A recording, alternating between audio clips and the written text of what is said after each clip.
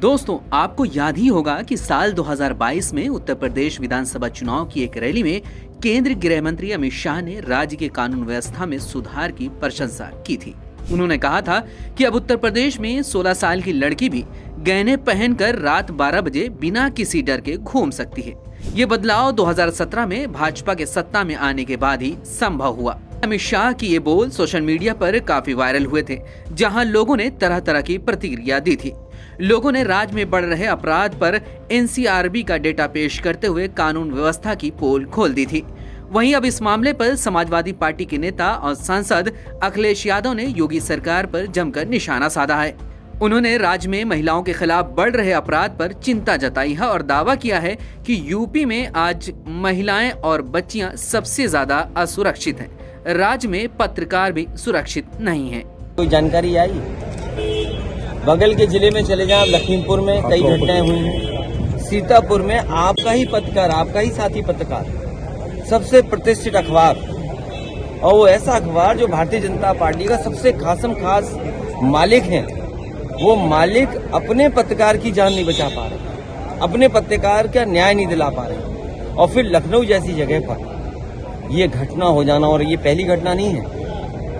जब से भारतीय जनता पार्टी की सरकार उत्तर प्रदेश में बनी है, महिलाओं के साथ, बेटियों के साथ बड़े पैमाने पर दुष्कर्म, बलात्कार घटनाएं घट रही हैं। 3 साल की बच्ची है, 6 साल की बच्ची है, 14 साल की बच्ची है, और प्रयागराज में 20 से लेकर के पूरे उत्तर प्रदेश में, और आंकड़े बताते हैं सबसे ज्यादा सुरक्षित महिलाएं, बेटियां कहीं हैं तो भारतीय जनता पार्टी की सरकार में। दोस्तों, अखिलेश यादव ने अपनी बाइट में जिस पत्रकार का जिक्र किया है वो उत्तर प्रदेश के जिला सीतापुर की घटना है, जहां 8 मार्च को राघवेंद्र वाजपेयी नामी एक पत्रकार की गोली मारकर हत्या कर दी गई थी।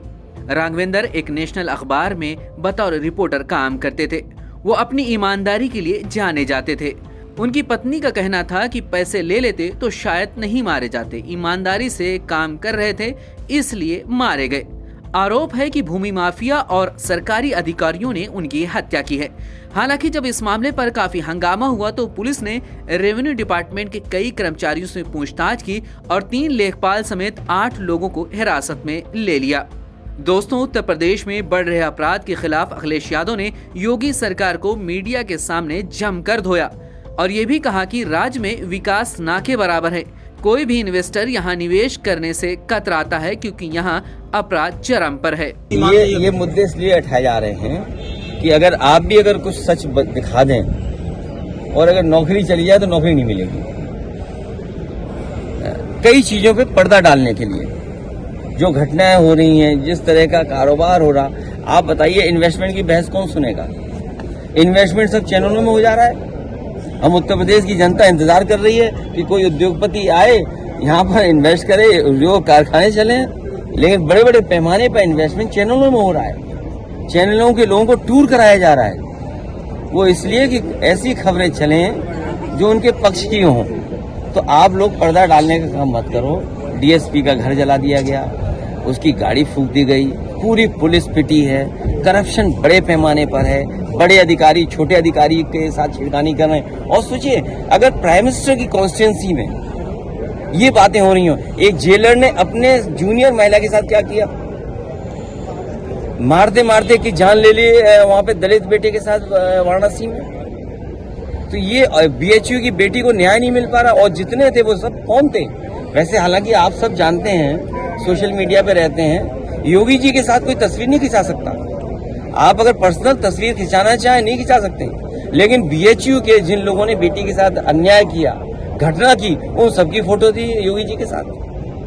सपा नेता अखिलेश यादव के दावों को अगर नेशनल क्राइम रिकॉर्ड ब्यूरो के आंकड़ों पर तौले तो पता चलता है कि राज्य में महिलाओं के खिलाफ अपराधों की संख्या में वृद्धि हुई है।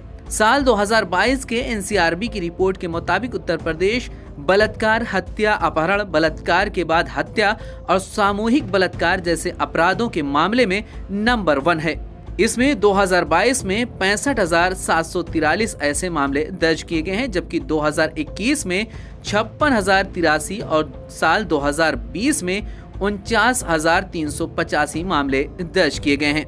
अभी कुछ माह पहले उत्तर प्रदेश के मुख्यमंत्री योगी आदित्यनाथ ने दावा किया था कि वो नारी सुरक्षा में सेंधमारी करने वालों को पाताल से भी खोज लाएंगे।